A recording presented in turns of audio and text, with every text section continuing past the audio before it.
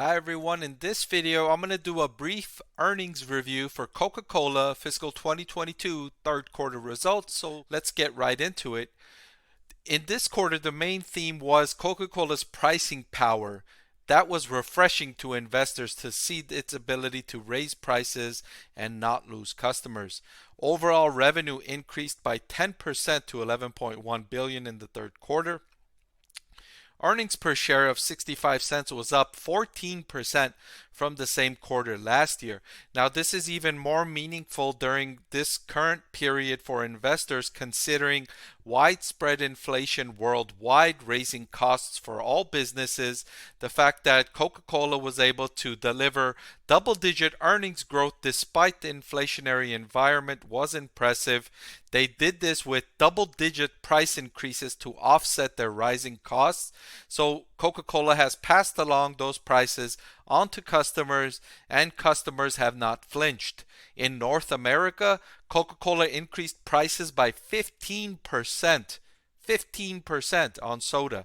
And so, well, not just soda, but for their portfolio of drinks, 15%. Still, even despite those price increases, their unit case volume actually increased by 1%. So consumers looking at higher prices did not pull back their spending. They still spent buying Coca-Cola's portfolio of beverages. Now, that's been evident for Coca-Cola over these last several quarters.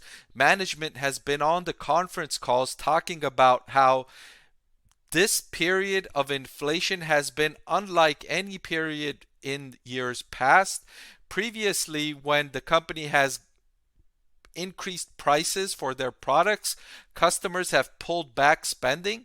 This time, Coca-Cola has increased prices and customers are not pulling back their spending.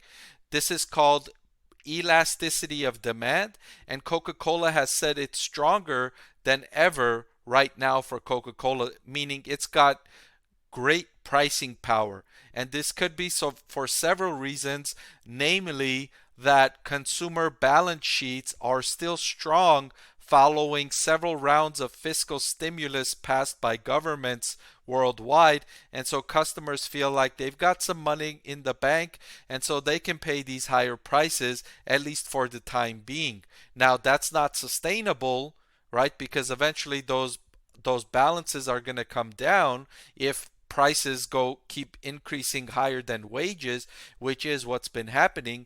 But for now, Coca-Cola is not experiencing that from consumers. For now, consumers are still spending. They're still out there. They're not really pulling back, at least from Coca-Cola's products. So that's good news for Coca-Cola investors. And the company said that they actually gained market share in the non-alcoholic ready-to-drink market. So despite usually when a business raises prices, they lose market share because consumers will look to other lower priced options. But for Coca-Cola, they actually increased market share even though they're increasing prices. So it's truly, truly an unprecedented market environment right now where consumer behavior is not typical and business behavior is not typical. The coronavirus pandemic has really disrupted things from the supply side, from the consumer side. The market is really wacky, and it's difficult for managements to deal with this kind of unprecedented environment. And so kudos to Coca-Cola management for dealing with this effectively and delivering earnings growth of double digits, revenue growth of double digits, despite these kinds of uncertain, volatile business conditions. And finally, free cash flow of 7.3 billion in the third quarter was down by 1.2 billion from last year. Management attributed this to changes in working capital, meaning they needed to rebuild inventories because last year at this time they were faced with widespread supply shortages, and so they weren't able to secure as much inventory.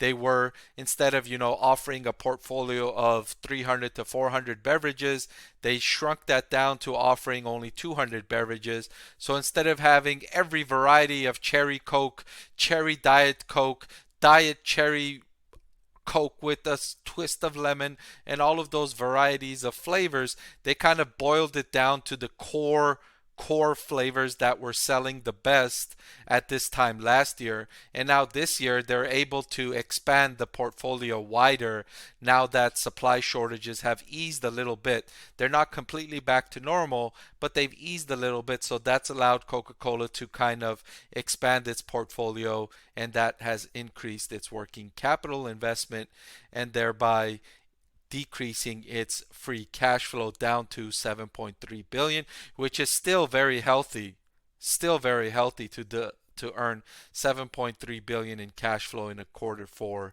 this beverage manufacturing giant.